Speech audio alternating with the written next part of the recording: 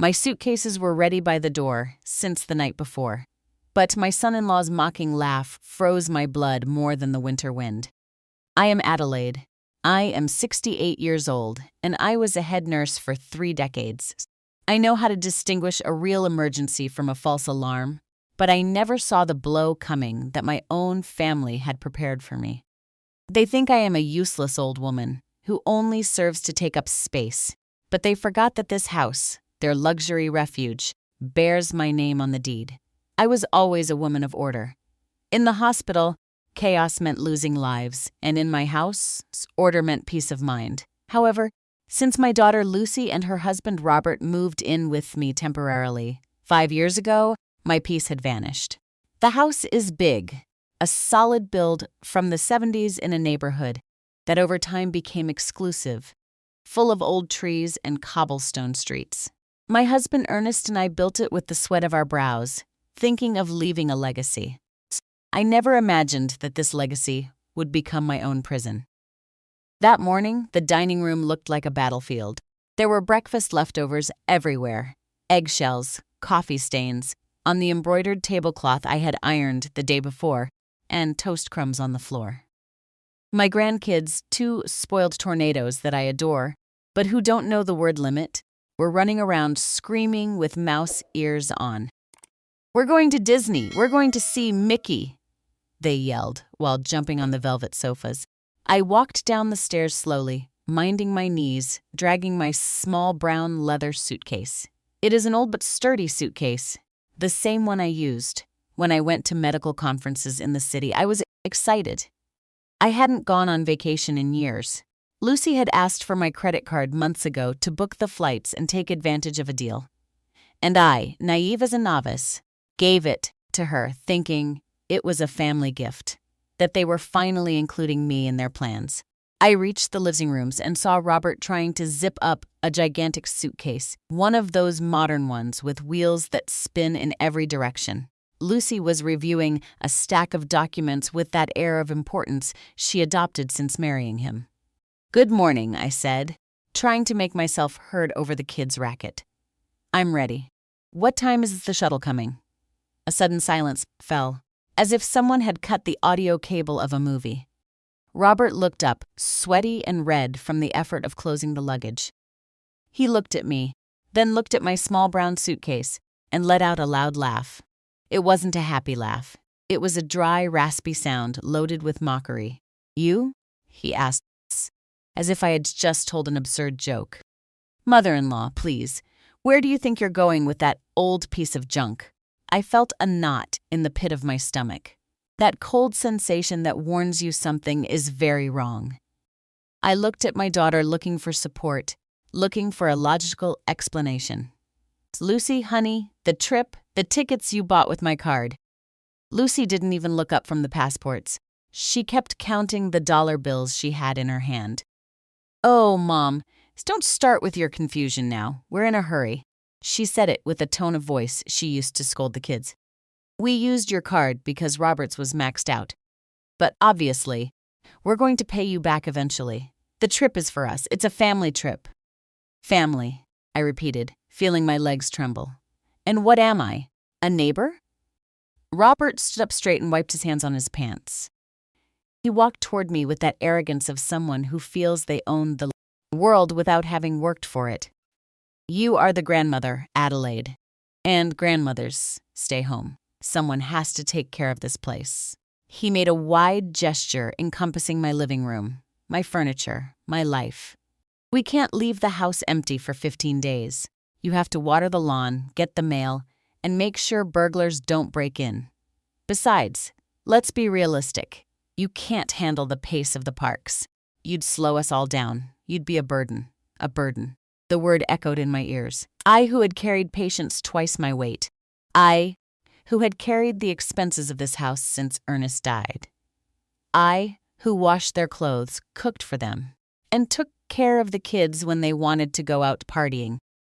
"But I thought," I stammered, feeling the humiliation creep up my neck, hot and stinging. "You thought—" "Wrong, mother-in-law," Robert interrupted, taking my leather suitcase and kicking it aside into a corner as if it were trash. Better help us load the stuff into the cab that's already honking outside. And please don't forget the dog needs his special food twice a day. I don't want Duke to be skinny when we get back." I stood paralyzed. My hands, usually firm and skilled at finding difficult veins, trembled at my sides. It wasn't sadness I felt. At first I thought it was the urge to cry, but no, it was something much deeper. It was the sudden and brutal comprehension of my reality. For years I had told myself they were here to keep me company, that they loved me, that we were a team. But in that instant, seeing my daughter's back as she walked out, without even giving me a goodbye kiss, the blindfold fell from my eyes. I wasn't a family member. I was the janitor. I was the unpaid maid. I was a convenient accessory that came included with the free house. I walked out to the porch, dragging my feet. The morning sun was bright, insultingly cheerful. The cab driver was helping Robert with the bags. The kids were already inside, fighting by the window. "Bye, Grandma," yelled the oldest without much interest, never looking up from his tablet. Lucy walked up to the passenger window before getting in. "Mom, I left you a list of things on the fridge. The landscaper comes on Tuesday. You have to pay him because we didn't have time to get cash. I'll pay you back later. And don't touch the AC in our room, it messes up the settings. Enjoy," I managed to say with a broken voice. "Oh, and mother-in-law," Robert yelled from the back seat. "If the mail comes, put everything in my office. Don't be nosy. Don't open anything. See you in 15 days. Behave yourself." The cab pulled away, leaving a cloud of gray exhaust that slowly dissipated in the clean neighborhood air. I stood there in the driveway of my own home, watching them drive away with my dignity in that yellow car. I went back inside. The silence of the house was overwhelming. I walked through the living room, dodging scattered toys. I went to the kitchen. Dirty dishes piled up in the sink. A spilled cup of coffee dripped slowly onto the floor. "Clean this up, Adelaide," a voice whispered in my head. The voice of habit. The voice of submission. But then something changed. I caught my reflection in the hallway mirror. I saw an older woman. Yes, with gray hair pulled back in a strict bun, and a few wrinkles marking the map of a hard life. But I also saw the eyes of the woman who had run an ER during the Northridge earthquake of '94. I saw the firm jaw of the woman who didn't let hospital directors intimidate her when they wanted to cut the medicine budget. "Take care of the house," I said out loud. My voice sounded strange in the emptiness of the living room. "Yes, Robert, I am going to take care of the house. I am going to make sure this house meets the fate it deserves." I walked toward the office. That was Ernest's office, my husband. Sacred place smelling of tobacco and old wood. Since they moved in, Robert had taken it over. He had taken down Ernest's diplomas to put up movie posters and his amateur softball trophies. I walked in and smelled the stale scent of confinement. Robert had told me not to be nosy, not to open anything. I approached the desk. It was locked. But Robert, in his infinite arrogance, underestimated my observational skills. I knew perfectly well that he hid the key under a hideous plastic planter he kept on the windowsill. I lifted the planter, grabbed the small silver key, and unlocked the center drawer. I didn't care about his dirty secrets or his magazines. I was looking for something specific, something that was mine. I pushed aside a pile of unpaid bills they were probably hoping I'd pay by mistake. And I found what I was looking for at the bottom, in a green leather folder I myself had placed there years ago. I pulled out the original property deed and laid it on the desk. The paper was thick, yellowed by time, but the black ink was clear and irrevocable. Sole owner, Adelaide Morales. There were no trusts, no co-owners, no clauses protecting ungrateful children or parasitic sons-in-law. The house was mine, 100% mine. I sat in the leather swivel chair, the one that used to be my husband's and now creaked under the weight of my decision. I looked at the calendar on the wall. I had exactly 15 days, 2 full weeks, without yelling, without orders, without disrespect. I remembered an afternoon about 6 months ago when a young, very polite man knocked on the door.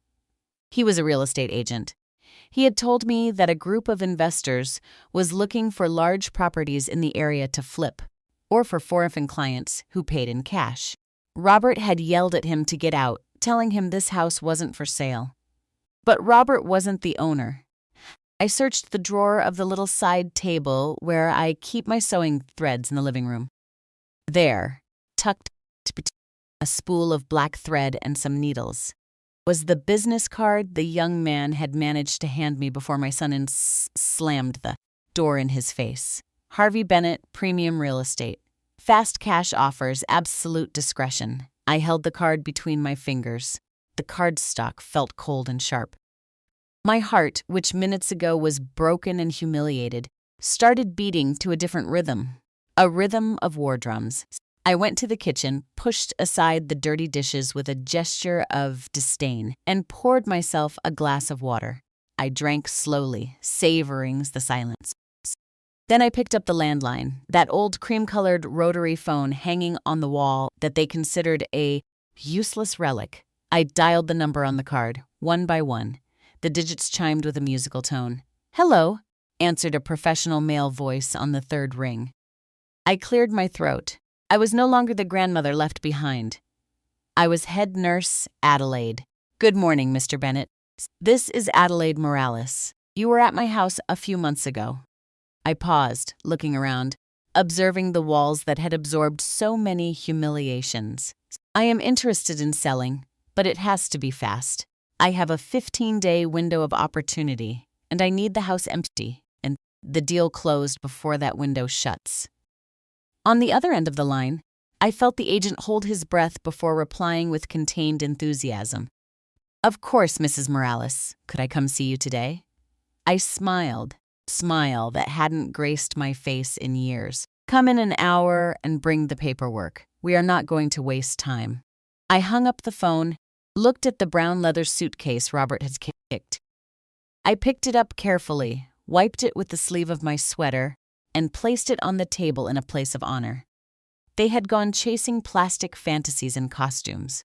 I was staying right here, in reality, about to execute the most delicate and satisfying operation of my life. Take care of the house, as they had told me. And boy, was I going to take care of it. I was going to make sure it was never again a free hotel for the ungrateful. The game had begun. I hung up the phone and the silence of the house washed over me. But this time it didn't weigh like a concrete slab. It felt sterile and clean, like a freshly disinfected operating room before major surgery. I stood for a moment staring at the receiver, listening to the hum of the open line before placing it back on its base. My heart, that old engine that sometimes misfired with an arrhythmia, was beating with a strength and regularity I hadn't felt since my days on call in the ER. I walked down the main hallway. My footsteps echoed on the hardwood that Ernest and I had chosen 40 years ago.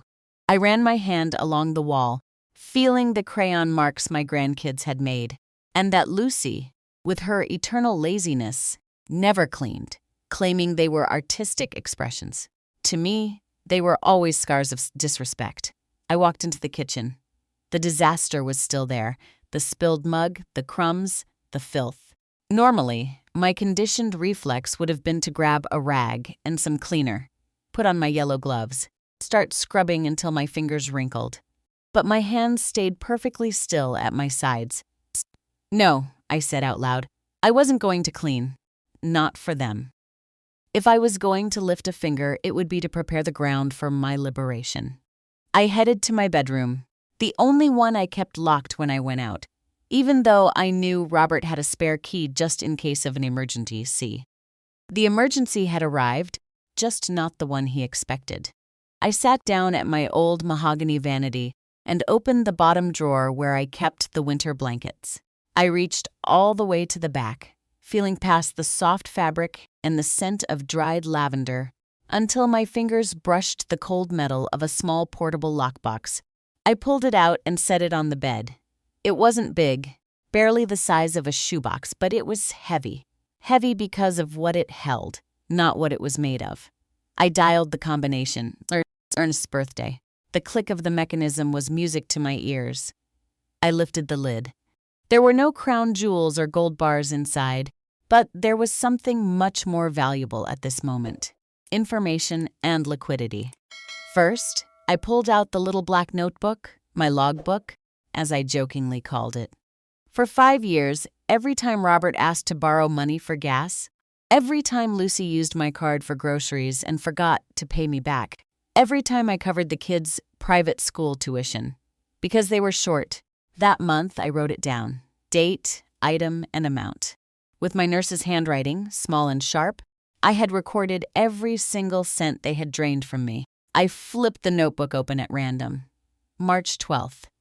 Robert's car repair, $850. Promise to pay end of the month. Status, unpaid. April 4th. Party dress for Lucy, $420. Status, unpaid. I turned the pages. The grand total at the bottom of the last page was chilling. With that money, I could have traveled around the world twice. They said I was a burden, that I lived off their care. The notebook told the truth. They were the parasites, and I was the host, slowly dying away. Beneath the notebook was my real insurance policy, a savings passbook from an old bank account that had already changed names twice but was still active. Ernest had made me promise I would never touch that money unless it was a matter of life or death. "It's your escape fund, Adelaide," he used to say. "You never know what turns life will take." How right you were, old man. I checked the balance. The compound interest over 20 years had done its quiet work. I had enough liquid cash to move, rent a decent apartment, and live comfortably for a year without even needing to sell the house. But selling the house wasn't out of financial necessity. It was surgical justice. It was excising the tumor. I got up and went to the bathroom. I washed my face with cold water. Looking in the mirror, I noticed the sad, heavy-bagged woman from the morning had vanished. In her place stood head nurse Morales. I pulled my hair back firmly, smoothing down my gray strands. I took off my house apron and put on a navy blue silk blouse and a pair of slacks. I clasped on my fake pearls, the ones that looked authentic enough to fool anyone, and applied a touch of terracotta lipstick. If I was going to negotiate my future, I had to look like the owner, not the grandmother. The doorbell rang exactly 40 minutes later. Punctuality. I liked that. I opened the door. Harvey Bennett was younger than I remembered, maybe 35, wearing an impeccable suit and possessing a sharp gaze. He carried a leather portfolio under his arm, and upon seeing me, his expression shifted from professional courtesy to a mix of surprise and respect. Perhaps he expected to find the frightened little old lady he had seen last time hiding behind the shoulder of an aggressive son-in-law. "Mrs. Morales," he said, extending his hand firmly. "It's a pleasure to see you again, and allow me to say, you look wonderful. Come in, Mr. Bennett," I replied, shaking his hand with my nurse's grip, the kind that surprises men. "We have little time and a lot to discuss. Don't take off your shoes. It no longer matters if the floor gets dirty in here." I led him to the dining room. With a dry sweep of my hand, I shoved the remains of my grandkids' breakfast that were still on the table toward a corner without an ounce of delicacy. Harvey watched the movement, raising an eyebrow slightly but said nothing. He was discreet. "Sit down. Do you want coffee?" "I'm not offering, because I don't have time to make it. Let's get straight to the point." Harvey opened his portfolio and took out a notepad and a tablet. "Straight to the point. I think that's excellent, Mrs. Morales. I've reviewed the zoning and the property values in the area before coming over. Your property is a gem.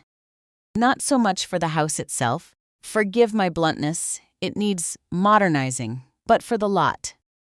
8,000 square feet in this neighborhood is something that just doesn't exist anymore." I nodded. I knew what I had. "My kids are traveling," I said, looking him dead in the eye. "They come back in 15 days. By the time step foot in the airport, I want this house to have a new owner, and I want to be far away." "Is that possible?" Harvey drummed his fingers on the table. His salesman brain was calculating commissions and risks. 15 days is a very aggressive timeline, Mrs. Adelaide. A traditional sale with a mortgage takes months. Banks are slow. The bureaucracy is heavy. I don't want banks, as interrupted. I want cash. Investors. You mentioned last time that you had foreign clients or developers, people with briefcases, not mortgages. He smiled. A shark smile, but a shark that was on my side. I have a development group. They've been looking for months for a large lot to build a luxury condo building. 4 stories, boutique living, they call it. They'd pay in cash, immediate wire transfer. They don't care about the condition of the house because they're going to tear it down. I finished the sentence for him. Harvey tensed, expecting me to get sentimental, expecting the widow to cry over the bricks she laid with her late husband. He looked at me cautiously. Probably. Yes. Is that a problem for you? I looked around. I looked at the walls that had absorbed Robert's yelling, Lucy's demands, the spoiled crying of the kids. I looked at the ceiling that had a water stain Robert promised to fix 2 years ago and never touched. Mr. Bennett, if it were up to me, I'd drive the wrecking ball myself, I said with the coldness that froze the air. Let them tear it down. Don't leave a single brick standing. Harvey relaxed his shoulders and let out a small, nervous laugh. Well, that's not the reaction I usually get, but it makes things a whole lot easier. If we sell it as a teardown for development, the price goes up and the closing speed skyrockets. I can have a formal offer on your table by tomorrow morning. Tomorrow is too late. I shot back, crossing my arms. Call them now. Tell them they have a once-in-a-lifetime opportunity.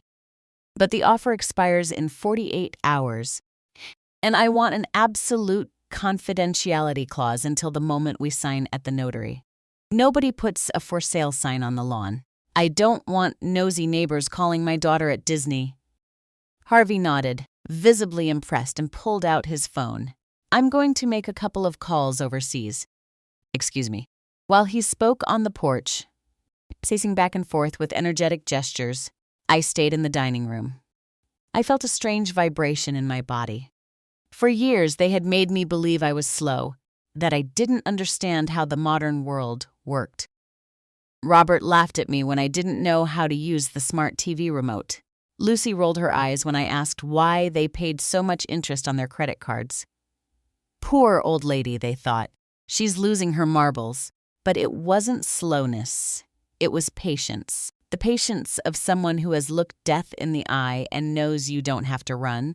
You just have to arrive on time. They mistook my silence for ignorance and my kindness for weakness.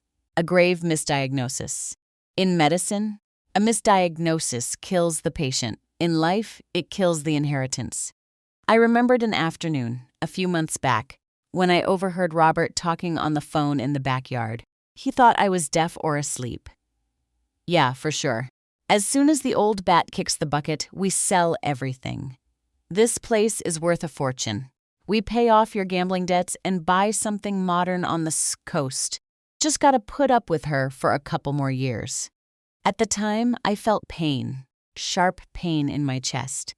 But now, recalling those words, I only felt crystalline clarity. They had already sold the house in their minds. They had already buried me. I was just speeding up the paperwork, with the minor difference that the check was going in my name, not theirs. Harvey walked back in. His cheeks were flushed with excitement. Mrs. Morales, I have news. I'm listening. The investment group is highly interested. They know the location. In fact, they've been buying up smaller houses on the block behind yours. They said if the paperwork is clean and you are the sole owner, they can wire a 50% earnest money deposit by Friday and the rest upon signing the deed next week. I am the sole owner, I assured him. I have the original deed right here. The price, Harvey wrote a figure on his notepad and slid it across the table toward me. I looked at the number. I had to blink twice. It was obscene. It was an amount of zeros that didn't fit into my daily comprehension of going to the grocery store and fighting over the price of tomatoes. It was enough to buy 3 houses just like this one in another city. It was enough for a queen's retirement. Is that in dollars? I asked, trying to keep my voice from shaking. It is in US dollars, Mrs. Morales, at the current exchange rate. I felt the air leave my lungs for a second, but I recovered. I thought of Robert's face if he saw that number. I thought of Lucy buying mouse ears with my credit card, thinking she was exploiting me for a few $100 while losing millions. I accept, I said. Perfect. I need copies of your ID, the property tax records, the deed. Everything is ready. I pointed to the green folder I had already prepped on the side table. But I have one more condition, Mr. Bennett. Harvey looked up, pen in hand. Tell me. The house is sold as is, but empty of inhabitants. Meaning, the furniture stays or gets thrown out. I don't care. But there are personal items. A lot of clothes, toys, electronics belonging to my tenants. Usually, the house is delivered completely empty, ma'am. But if it's going to be demolished, the builders don't care if there's furniture inside. They'll crush it all with the machines. No, I said, a crooked smile appearing on my lips. I don't want the machines to crush it. I want to hire an estate sale and express clean-out service. I want everything in this house that isn't mine to be liquidated or donated before closing. Harvey looked at me confused. You want to sell your kids' stuff? I want to clean out my life, Mr. Bennett. And I want that when they come back, they don't find a single dirty sock to remind them they ever lived here. Whatever is made from selling the furniture and Robert's electronics. I paused, savoring the moment. Donate it to the saint. At Vincent's charity nursing home. It will serve them much better than it serves my son-in-law. Harvey let out a genuine belly-deep laugh. Mrs. Adelaide, you are dangerous. I like you. I have a contact who specializes in clearing out foreclosures. They are fast and discreet. They roll in with box trucks, and in 6 hours, not even the dust is left. Call him. Have them here on Monday. Done. We shook hands to seal the preliminary deal. His hand was warm. Mine was cold and firm.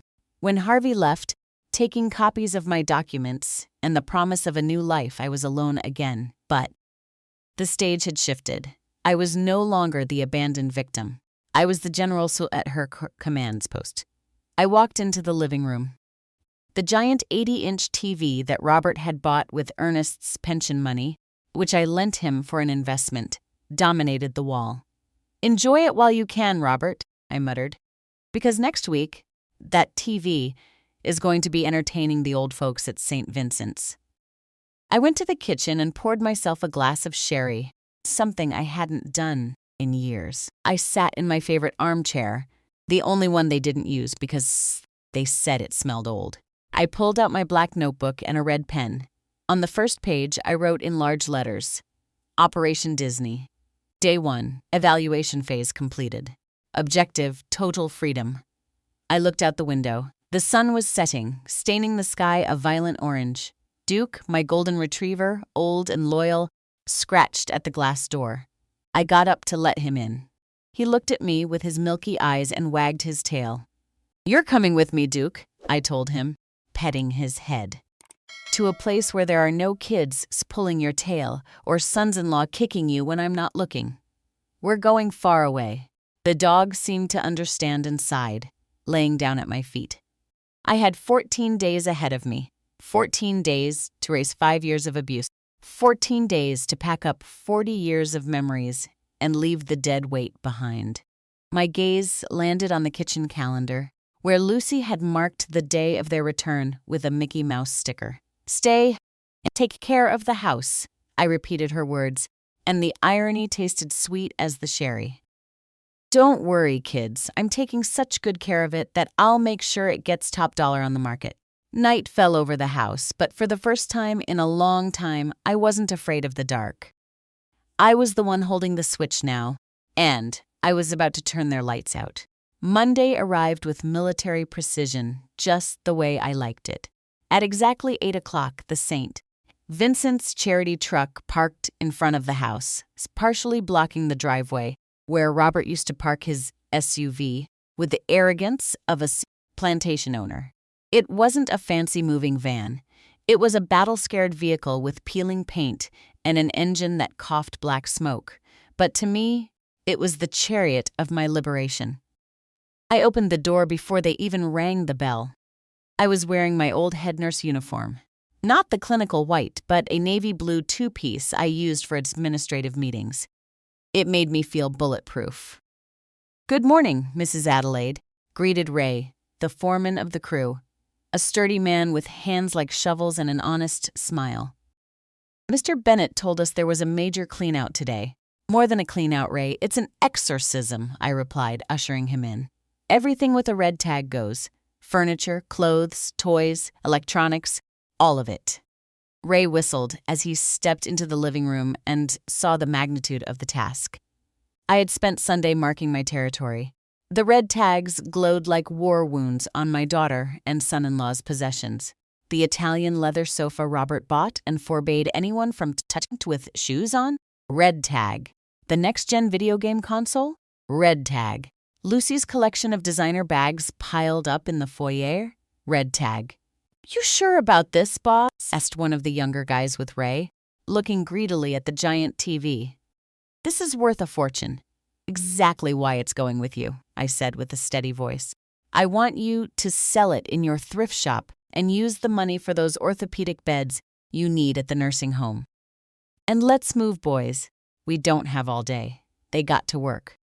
The sound of packing tape sealing boxes and the screech of dragging furniture became the soundtrack of my I stood in the center of the living room with my clipboard, directing traffic as if I were in the triage unit after a multi-car pileup. Careful with the door frame. That display case is heavy. Yes, take the liquor bottles from the bar, too. Nobody drinks on my dime here anymore. As they carried out Robert's recliner, the one with the massage function and cup holders, I felt a twinge of perverse satisfaction. I pictured Robert coming back, looking for his throne, and finding nothing but empty space. He, who mocked my wicker chairs for being old lady stuff, would now see his modern marvel end up in a second-hand charity shop. Mid-morning, the landline rang. The racket of the movers paused for a second. I knew who it was. I looked at the caller ID, international call. I let it ring 3 times. I took a deep breath. It wasn't fear I was feeling. It was the adrenaline of the hunter waiting in the blind. "Hello," I answered in a neutral tone. "Mom, finally you answer." Lucy's voice sounded distorted, backed by carousel music and screaming children. "I've been calling your cell for 10 minutes and it's turned off. My battery died, honey. I'm busy around the house. Is something wrong?" "Yes, what's wrong is that you're a disaster. We forgot the kids' allergies medicine, the pink syrups. I need you to go to my bathroom, find the bottle, and text me a picture of the prescription so I can see if I can get something similar here at the park pharmacies." Not a single hello or how are you demands. I looked down the hall. 2 men were currently carrying Lucy's bathroom vanity, bottles and all, tossed into generic cardboard boxes. "I can't do that right now, Lucy." There was a silence on the other end. The background noise of Disney seemed to freeze. "What do you mean you can't?" "Mom, it's for your grandkids. Are you watching your soap operas? Or what?" "I told you to stay and take care of the house, not sleep." "I am taking care of the house," I said, my voice dropping an octave, becoming rougher. "I'm doing a deep cleaning, just like Robert always complained was needed. I can't go to the bathroom right now because they're cleaning in there." "Who is cleaning?" Her tone shifted from annoyance to suspicion.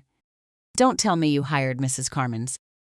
Robert said he didn't want strangers snooping around. "It's not Mrs. Carmen. It's a specialized crew." "Specialized? Mom, you sound weird. Look, I don't care. Find the prescription as soon as they're done and send it.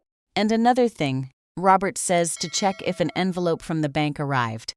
It's urgent. If anything arrives, I'll keep it safe," I lied. The bank envelope had arrived on Saturday. It was an overdraft notice. It was already in the trash, shredded into pieces so small, not even a forensic team could put them back together. "All right, I gotta go. Mickey's about to come out in the parade, and the kids are being impossible. Don't forget to water the orchids." She hung up.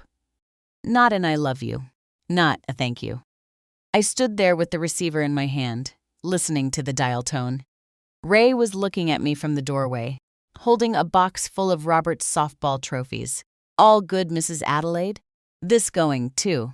All good, Ray. I slammed the phone down on the receiver. And yes, that too. Let them take his past glories. There's no room for ego here. By noon, the house was starting to look skeletal. The echo had returned, but it was different from the echo of loneliness I felt before. It was a clean echo. Without the cluttered furniture and my kids' synthetic rugs, I could see the original hardwood floors Ernest and I had installed. They were scratched and dull from abuse, but they were still there, solid as ever. I made a quick sandwich and ate it standing up in the kitchen, which now had so much more space without the giant espresso machine, the air fryer, and the bread maker Lucy used once and abandoned. All that was left was my little Italian percolator and my white ceramic plates. Then came the time for phase 2, the financial phase. I put on my light coat, grabbed my purse, and locked the door behind me. Ray's truck was already gone, loaded to the brim. The house breathed a sigh of relief. I walked the 4 blocks to the bank branch. The midday sun baked the asphalt. I felt light, as if I had dropped 40 pounds. Stepping into the bank, the air conditioning hit my face. "Good afternoon," Mrs. Morales greeted the teller, a young man who knew my monthly visits to deposit my pension. "Making a withdrawal? I'm here to speak to the manager, and I'm here to cancel some cards." They led me to a glass office. The manager, Mr. Pendleton, was a man who sweated a lot and always tried to sell me insurance I didn't need. "Mrs. Adelaide, what a pleasure. How can we help you today? Any issues with your authorized users?" I pulled out the plastic cards I had recovered from Robert's wallet the night before their trip when he left it on the table while loading the car. He thought he lost them in the sofa and left with his own, but these were the authorized cards linked to my account, the ones I paid for. "I want to cancel these authorized cards immediately, and I want to block any recurring automatic charges on my primary account that aren't basic utilities, water, power, and gas. Everything else, Netflix, Spotify, Amazon, the gym, all of it gone." Mr. Pendleton wiped his forehead with a handkerchief. "But ma'am, if we do that, those services will be shut off. Your son-in-law, Robert, came in the other day and mentioned those charges were vital for his work." I let out a short, dry laugh. "Vital. The sports package subscription and online video game purchases are vital. Mr. Pendleton, I am the primary account holder. I am the one who signs. Cancel it all right now and drop the credit limit on my main card to the bare minimum." "To the bare minimum? But you have an excellent line of credit due to your history." "I don't want it. Leave it at $500. Enough for my basic expenses and nothing more. If anyone tries to swipe the card for a penny over that, I want it declined. No overdraft authorization, no courtesy calls. Declined." The manager typed on his computer, visibly uncomfortable. He knew he was losing a generous client, or rather, a profitable victim. "It's done, Mrs. Adelaide. The authorized cards are dead. The recurring charges will bounce starting tomorrow." "Thank you. That will be all." I walked out of the bank, feeling the power humming in my fingertips. I hadn't yelled. I hadn't made a scene. I had simply turned off the faucet. For years, they had drank from my hard work as if it were an endless well. Now they were going to find out what thirst felt like. I went back home. The late afternoon sun painted the bare walls of the living room orange. I sat in my armchair, the only piece of furniture left in that room, and waited. I knew this hit was coming soon. The time difference was in my favor. Over there, it had to be dinner time for those expensive-themed restaurants. At 7 in the evening, my cell phone vibrated. It wasn't a call. It was text messages, a waterfall of bank notifications. Security alert. Attempted charge of $350 at Princess Royal Table. Declined. Security alert. Attempted charge of $350. Declined. Security alert. Attempted charge of $50. Declined. Smiled. They were trying to swipe the card over and over again. probably with the waiter glaring at them impatiently, and the kids each crying from hunger. Then the phone rang.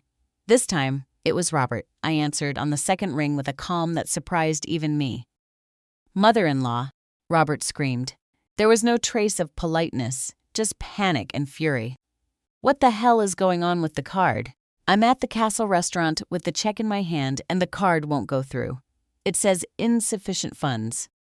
"You're embarrassing me, sis." "Hello, Robert." "Good evening to you too," I said, inspecting my fingernails.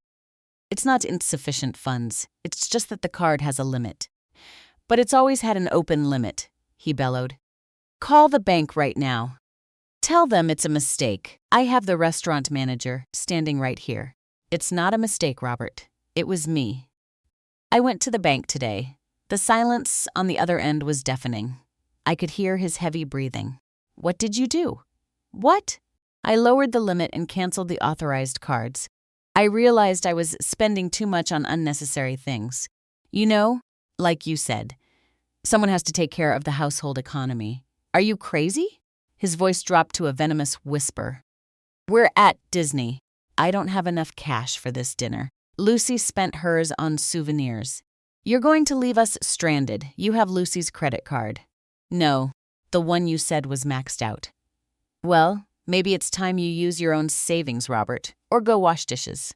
"Adelaide," he yelled, forgetting the titles and the fake respect. "Fix this right now. When we get back, we're going to have a very serious conversation about your senile dementia. You are not capable of managing your money." That threat, in another time, would have made me tremble, would have made me beg for forgiveness and rush to fix their problem. But today, in my empty living room, his threat rang hollow like a dog barking from behind a very distant fence. "You're right, Robert. When you get back, we are going to have a very serious conversation. But for now, I suggest you ask to split the check or go find an ATM. Oh, and don't worry about the house." It's very quiet. I hung up. And for the first time in my life, I turned my cell phone off. Completely off. The silence reigned again. But now I knew that thousands of miles away, chaos had been unleashed. I pictured the scene. Robert red with rage. Lucy frantically digging through her purse. The kids asking why dessert wasn't coming. I got up and went to the kitchen. I opened a can of tuna for Duke and poured myself a glass of wine I had rescued before they hauled the bar away. "Cheers, Duke," I said, raising my glass to the dog. "Tonight, we dine in peace." The next day, Tuesdays, Harvey Bennett arrived with the final documents. As he walked in, he stopped dead in his tracks. His eyes scanned the empty space, the walls where pretentious paintings used to hang, now leaving only nails and dust outlines. "Wow," he exhaled. "Mrs. Adelaide, you do not play games. I told you I wanted the house empty. It's unrecognizable. It looks bigger." "It is, Mr. Bennett. Dead weight takes up a lot of room." We sat at the dining room table, which I had decided to keep until the very last day. He laid out the documents. The smell of fresh paper and ink filled the air. "I have good news. The investors are blown away by the speed. They accepted all the conditions. The earnest money check is already certified, and the closing date is set for Friday. They're in a hurry to start the demolition permits." Friday. I felt a slight wave of vertigo. That was 3 days away, yes. It is very soon. I looked around. I looked out at the backyard, where the grass was growing tall because I had fired the landscaper. Why pay him if the dirt was just going to be dug up? No, Friday is perfect. "All right, I need your signature here, here, and here." Harvey pointed to the dotted lines. "With this, the property legally transfers on Friday at noon. You have until that time to hand over the keys." I took the pen. My hand didn't shake. I signed. Adelaide Morales with firm, clear strokes. Every signature was a link in the chain breaking.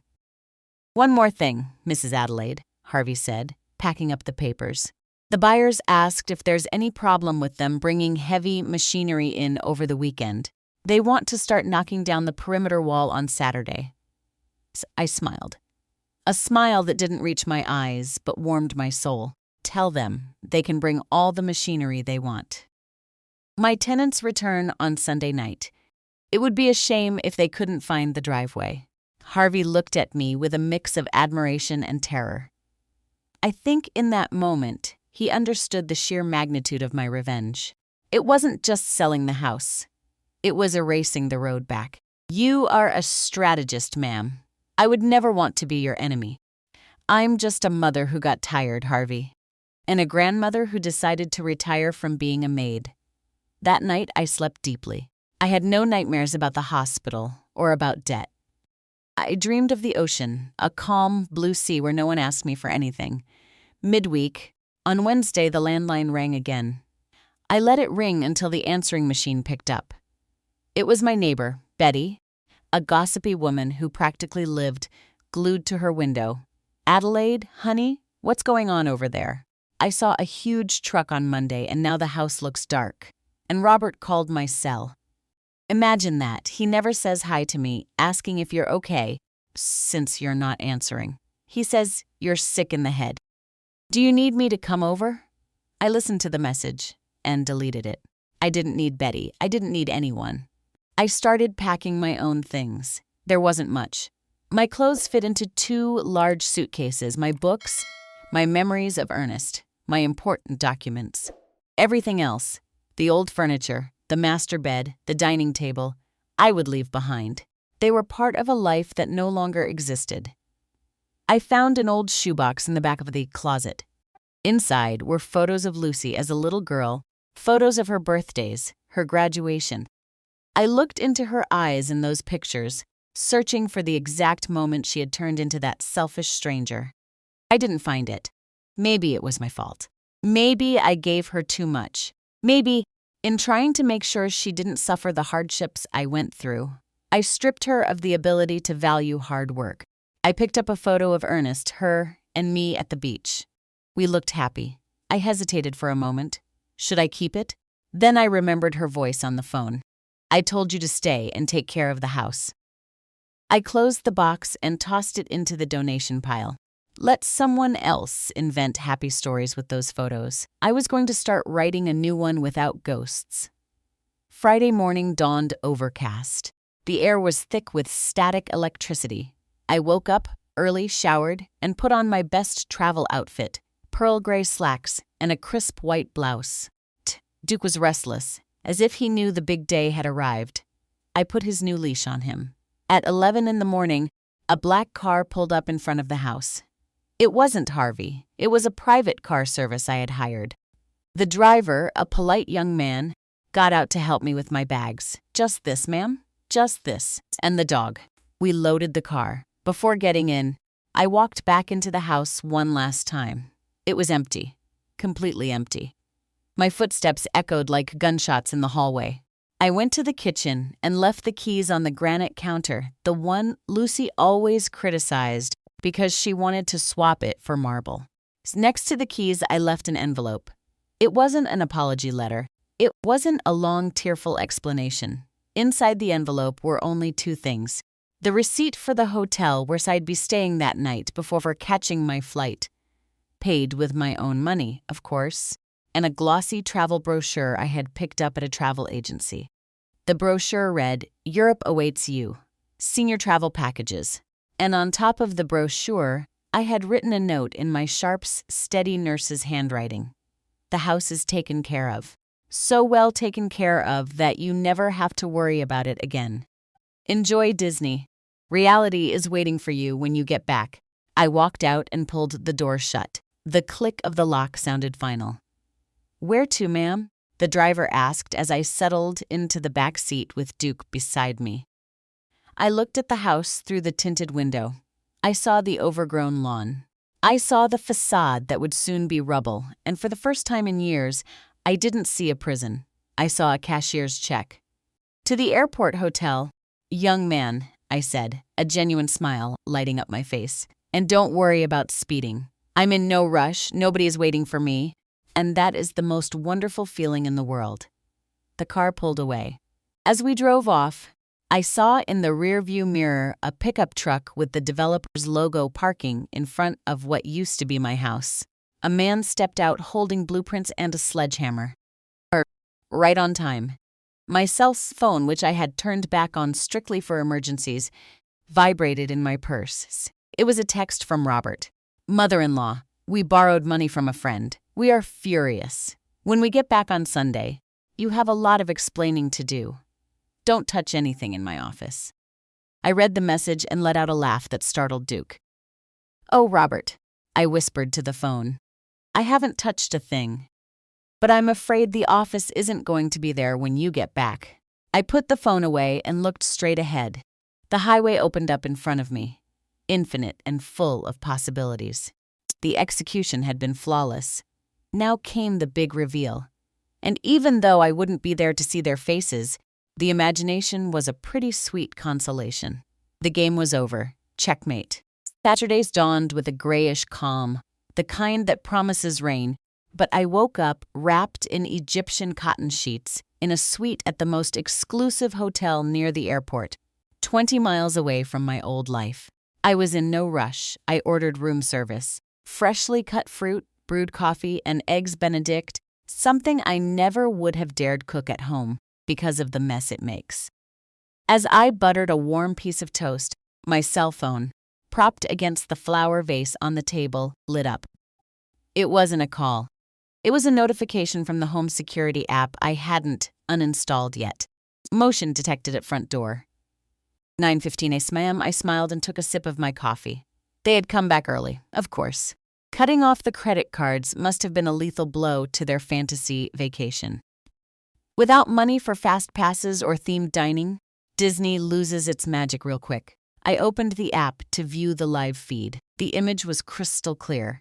A yellow cab was pulling away, leaving a mountain of luggage on the sidewalk, and 3 people staring at the front of the house with their jaws dropped. Robert was banging on the front door with a closed fist. Lucy was frantically digging through her purse, pulling out a set of keys that jingled uselessly. The kids, exhausted and probably jet-lagged, sat on the suitcases whining. Open the damn door. I could read my son's lips through the screen. He jammed his key into the lock, turned it. Nothing. He tried again, forcing it violently. The key wouldn't turn because the cylinder had been swapped out on Friday at 3 o'clock by the developer's locksmith. Robert stepped back, kicked the solid oak door, the wood I polished every single year, and pulled out his phone. My cell phone vibrated on the hotel table. Incoming call, Robert's son-in-law. I let it ring 5 times. I wanted the desperation to marinate a bit, like a fine wine. On the 6th ring, I swiped the screen and answered, putting it on speakerphone while I sliced a piece of melons. Good morning, I said, my voice fresh and rested. What the hell did you do to the lock? Robert's scream was so loud I had to turn the volume down. We're locked out. My kids are hungry. The key won't go in. Open the door right now, or I'm kicking it down. I wouldn't recommend doing that, Robert, I replied, wiping the corner of my mouth with the cloth napkin. That door isn't mine anymore, and it isn't yours either. If you break it, they're going to charge you with destruction of private property. And considering your credit cards are blocked, I don't think that's a smart financial decision. What are you talking about, you crazy old bat? Lucy chimed in, snatching the phone from her husband. Her voice trembled, a mix of fury and fear. Mom, stop playing games. We had to take the first cheap flight back we could find because you left us. Without a dime. Open the door. I can't open it, honey. I'm not there. What do you mean you're not there? Where are you? I'm having breakfast, I said, looking out the hotel window at the city skyline. And you guys should probably find somewhere to get breakfast, too. Because in that house, there is no kitchen, no fridge, and probably no roof starting Monday. On the video feed, I watched Robert push past Lucy to get to the living room window. He pressed his face against the glass, cupping his hands to peer inside. His reaction was worthy of an Academy Award. He stumbled backward, pale as if he had seen a ghost. It's empty, he screamed, turning toward Lucy with bugged-out eyes. Lucy, there's nothing in there. We got robbed. Call the cops. We've been cleaned out. Nobody robbed you. I interrupted, my voice hardening. Everything was legally sold or donated. My consoles, my Inch it! Robert bellowed, grabbing the phone back. I had my savings invested in that. Your TV is currently in the rec room at the St. Vincent's nursing home, I informed him, a wave of satisfaction running down my spine. The seniors are thrilled watching the news in high definition. And my savings? Well, Robert, let's just say your toys paid the interest for the 5 years you lived rent-free under my roof. I'm going to sue you, he shrieked, red with rage, swinging his arms at the air. That house is my wife's inheritance. You had no right. Misdiagnosis, doctor. I used my clinical tone, the one I reserved for arrogant medical residents. The house was in my name. Sole owner. I have the deed, the bill of sale, and the cashier's check to prove it. The house was sold on Friday as is. There was a dead silence on the other end of the line. On the video, I saw Lucy collapse onto one of the suitcases, still wearing her Minnie Mouse ears, looking utterly ridiculous amidst the tragedy. You sold the house, she whispered, as if she couldn't process the words. Dad's house? Yes, Lucy. Your father's house. The one you two turned into a flop house and an emotional dumping ground. I sold it to get my life back. But what about us? She asked. And for the first time, I heard the voice of the little girl she once was, before she became so cruel. Where are we going to live? That is an excellent question for your husband. The man of the house, I replied, not yielding an inch. He always said I was a burden, that I was in the way. Well, honey, the burden got out of the way. You have total freedom now. No grandma bothering you. No mother-in-law watching over you. You're free. Right at that moment, a black pickup truck with the developer's logo pulled up in front of the house. On the video feed, a tall man in a yellow hard hat holding a clipboard stepped out, the foreman.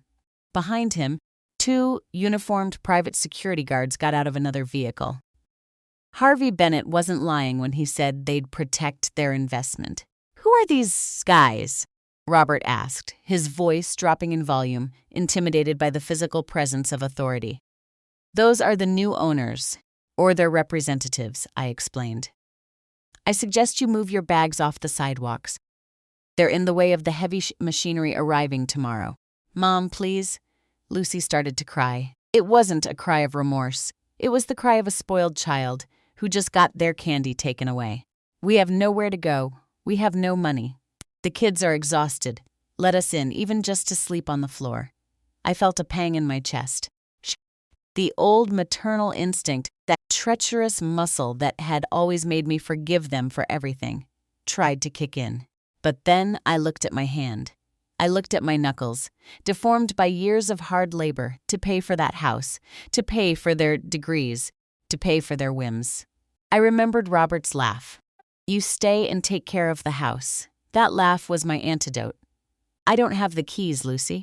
I handed them over yesterday, and even if I had them, I wouldn't open the door. You have your health, you have your youth, and you have 2 college degrees that I paid for. Figure it out. You're a witch, Robert screamed, losing his mind as he saw the security guards approaching to ask them to leave. I hope you rot with your money. You're never seeing your grandkids again. That is a price I am willing to pay for my peace of mind, I said. And for the first time, I truly meant it. Besides, Robert, with the money I have now, I can travel to see them whenever I want, if you ever manage to get a home of your own to host me in. Ma'am, I heard a third voice over the phone. It was the security guard talking to Robert. This is private property belonging to Bennett Developments. You need to clear the perimeter. We live here. Robert tried to defend himself, but his voice cracked, high and weak. Not anymore, the guard said firmly. You aren't on the property deed. Please move along, or we'll have to call a patrol car. I watched on the screen as Robert tried to puff his chest out, but quickly deflated. Lucy was sobbing with her head in her hands. The kids, terrified by the yelling, clung to their mother's legs. It was a pathetic sight, but a necessary one. It was the radical surgery we needed to cut out the cancer of dependencies. Mom, Lucy said one last time into the phone, her voice broken. What are we supposed to do? What adults do, Lucy, I answered with a calm that amazed me. Grow up. Find a cheap motel, take out a loan, Sell the jewelry I gave you. Learn what life actually costs. I am no longer your ATM, and I am no longer your maid. I am your mother. And the best lesson I can give you right now is to let you fall so you can learn how to get back up. I hate you, she whispered. I know. You'll get over it when you need money and realize that hate doesn't pay the rent. I hung up. I stared at the phone screen for a few more seconds. I watched as Robert, defeated, grabbed the heavy suitcases, the ones he refused to carry for me, and started walking down the street looking for a cab, followed by Lucy and the kids. They walked hunched over, as if carrying the weight of the world on their shoulders. For the first time in 5 years, my driveway was clear. I closed the security app and uninstalled it. The final digital tie was severed. I stood up from the table, walked over to the full-length mirror in the hotel room, and looked at myself. I didn't see a cruel old woman. I saw a woman who had just saved herself from drowning. I smoothed my hair, took a deep breath, and felt my lungs fill with pure air, free from the stale mothball scent of resignation. I grabbed my purse. I had a flight to catch in 3 hours. I wasn't going to Europe, like the decoy brochure I left them claimed. That was just to throw them off. My destination was a small coastal town down south, where a retired nurse friend of mine ran a bed and breakfast. I was going to see the ocean. I was going to eat fresh fish. And above all, I was going to sleep without the fear of someone yelling at me for not washing a dish. Leaving the room, I left a generous tip for the housekeeper. You always have to value other people's hard work, something my kids never learned. But that life, with its heavy hand, was about to teach them by force. As I rode the glass elevator down, watching Sing the City at my feet, my cell phone vibrated with a text message. It was from the bank. Deposit received. Wire transfer, Bennett Developments. Current balance. I looked at the number. It was obscene and beautiful. I took care of the house, Robert, I muttered to myself, smiling at my reflection in the metal elevator doors. I took care of it down to the last penny. Now the real transformation was beginning. They had to build a life from scratch. I just had to enjoy the one I had left. And boy, did I plan on enjoying it. The elevator doors opened to the bright lobby. The world was vast. And finally, it was mine. The salty breeze of the Pacific has a funny way of healing old wounds. It doesn't erase them, but it cleans them, letting them scar over with sun and salt. It's been 6 months since I closed that oak door forever, and sometimes, when I sit on the terrace of the Blue Inn, I still think I hear the echo of Robert's yelling, or the manipulative crying of my grandkids. But then, the sound of the waves crashing against the rocks washes those ghosts away and brings me back to the present. A present that, for the first time in decades, belongs entirely to me. Life has a different rhythm here on the coast. My friend Martha, that fellow nurse I shared endless night shifts with 40 years ago, welcomed me not as a refugee, but as a business partner. Her little boutique hotel needed a firm hand with the books and someone who knew how to smile at guests without letting them walk all over her. It turned out that the useless old lady who couldn't handle watching an empty house was perfectly capable of managing a tourist business at the peak of the busy season. I wake up at 6 in the morning, not because someone is demanding breakfast, but because I like to watch the sun turn the water pink. Duke, my old golden retriever, seems to have shaved 5 years off his age. He no longer hides under the furniture shake. Now he chases seagulls on the sand and sleeps belly up under the shade of the palm trees, completely unafraid of a spoiled kid pulling his tail or stealing his food. If he could heal, so could I. The transformation wasn't magical. It was hard work. The first few days I felt terrible guilt, that sticky Catholic guilt they drill into us mothers, telling us we have to suffer for our children, that we have to be martyrs to the grave.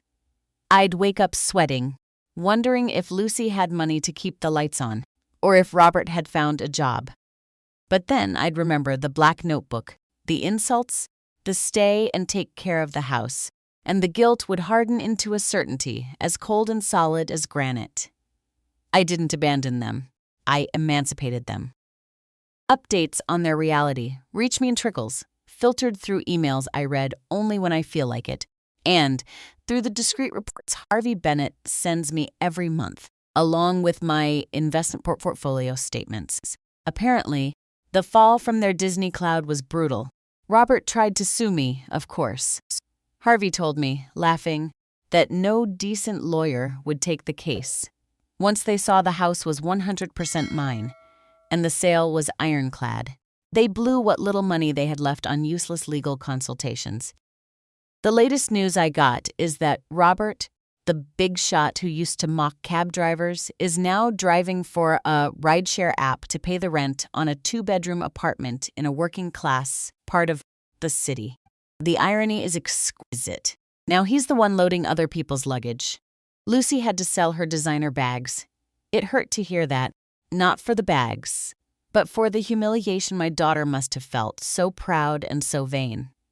But that pain came mixed with hope. Harvey told me he saw her semi working as an receptionist at a dental clinic. It's an honest living. It's the first time in her life Lucy is putting food on the table with the sweat of her brow and not with the swipe of my credit card. Mrs. Adelaide, Martha says as she sets an iced coffee on the terrace table. You have a call on line 2. It's the nursing home. I leave my book on the table and walk to the front desk. The phone feels light in my hand. Hello, Mrs. Adelaide. This is the director at St. Vincent's. The woman's voice sounds thrilled, with that genuine tone that only people who work purely out of calling possess. I didn't want to bother you, but I just had to tell you. Today we inaugurated the physical therapy room. I smile. A chunk of the money from selling Robert's luxury furniture, plus a generous donation I made from the house profits, went straight to them. I am so glad to hear that, Director. Did the equipment help? Did it help? Adelaide, it's a miracle. And I have to tell you something that will make you laugh. Do you remember that giant TV? The one that looked like a movie screen? How could I forget? I say, remembering the afternoons Robert spent planted in front of it, ignoring the world. Well, we put it in the common room. The seniors are fascinated, watching nature documentaries. Mr. Gregory, the one who barely speaks, said yesterday he had never seen a lion so big. That screen has brought the world to those who can no longer go out and see it. A knot forms in my throat. But it's a sweet knot. I'm glad that machine is finally doing some good, I reply. Enjoy it. You are an angel, Mrs. Adelaide. No, Director. I'm just a woman who decided to put resources where they're actually needed. I hang up the phone and stare out at the inn's lobby. There are fresh flowers in the vases. The same orchids that used to die on Lucy because she couldn't be bothered to water them. Here, they bloom wild in the ocean humidity. Sometimes I think about the old house. I heard they tore it down 2 months ago. Harvey texted me a picture, asking if I wanted to see it. I told him no. I don't need to look at rubble. That house served its purpose. It was Ernest and my home. Then it was my prison. And finally, it was my ticket to freedom. Let them build their modern condos. Let new people come with new stories. I no longer live off the bricks of the past. The greatest lesson I've learned these past few months has nothing to do with money, even though it helps me sleep soundly. It has to do with respect. Here in town, nobody looks at me like the grandma. I am Mrs. Morales. The fishermen greet me with respect when I buy fresh catch. The tourists listen to my recommendations. Martha trusts my medical judgment when a guest feels under the weather. I have reclaimed my name. The sunset begins to fall, painting the sky violet and orange, colors that never looked this intense in the smoggy city. I head to my small cabin at the back of the inn's property. It's a modest space, barely a bedroom, a bathroom, and a kitchenette. But it's mine. There are no scattered toys, no dirty dishes left by someone else.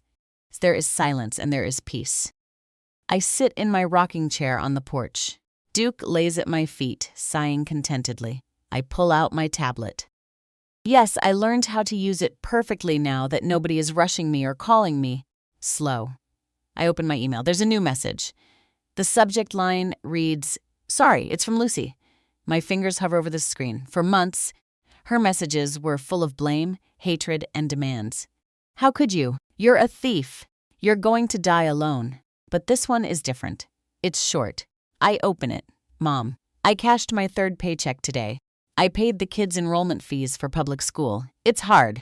Robert gets home exhausted, and we don't fight as much anymore because we just don't have the energy. The kids ask about you. I told them you're traveling. I don't know when I'll be able to forgive you about the house, but today I had to cook rice. And I remembered how you used to make it. I burned it. I just wanted to tell you that I burned the rice and I cried. I read the message twice. There isn't an I love you, but there is humanity. There is an acknowledgement of reality. The burnt rice is her first lesson in humility. They are learning that food doesn't magically appear on the table, that money costs hours of your life, and that the mother they had wasn't a household appliance. She was the pillar holding up their fantasy. I don't reply. Not yet. Replying now would mean stepping in again, fixing their pain. They need to taste the burnt rice. They need to learn how to scrape the bottom of the pot and start over.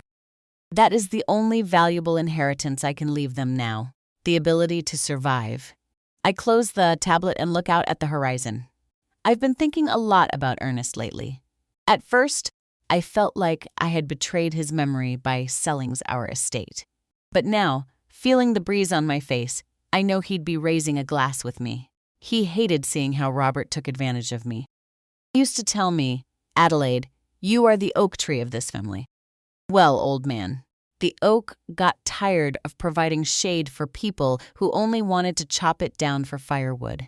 The oak transplanted its roots to soil, where it actually gets watered. I have plans for tomorrow. I'm going to the neighboring town with Martha to look at some artisanal looms. I want to buy new curtains for the guest rooms. I'm going to use my money, my time, and my taste. And on Sunday, maybe, just maybe, I'll video call my grandkids. Not to promise them gifts or trips to Disney, but so they can see that their grandmother is happy. So they can see that life doesn't end at 60 or 70. So they know that dignity does not have an expiration date. I pour myself a glass of white wine, crisp and dry. I raise the glass to the moon beginning to rise over the silver ocean. To the house, I whisper, and the word no longer weighs me down, and to those who stayed behind to take care of it in their own way. I take a sip. The wine tastes like glory. It tastes like victory. My kids went to Disney looking for plastic magic, and in their arrogance, they gave me the real magic. The magic of finding myself again. They thought they were leaving me behind, trapped in the past, babysitting their misery. They didn't know that by leaving me alone, they were handing me the key to escape. Now I am the one traveling, not on planes or cruise ships, but in the immense tranquility of knowing that, finally, nobody owes me anything, and I owe nothing to anyone. Duke lifts his head and barks softly at a firefly. Easy, boy, I tell him, stroking his head. We're home, this time. We're really home. The night wraps around me, warm and welcoming. Tomorrow is another day, and it will be mine. All mine.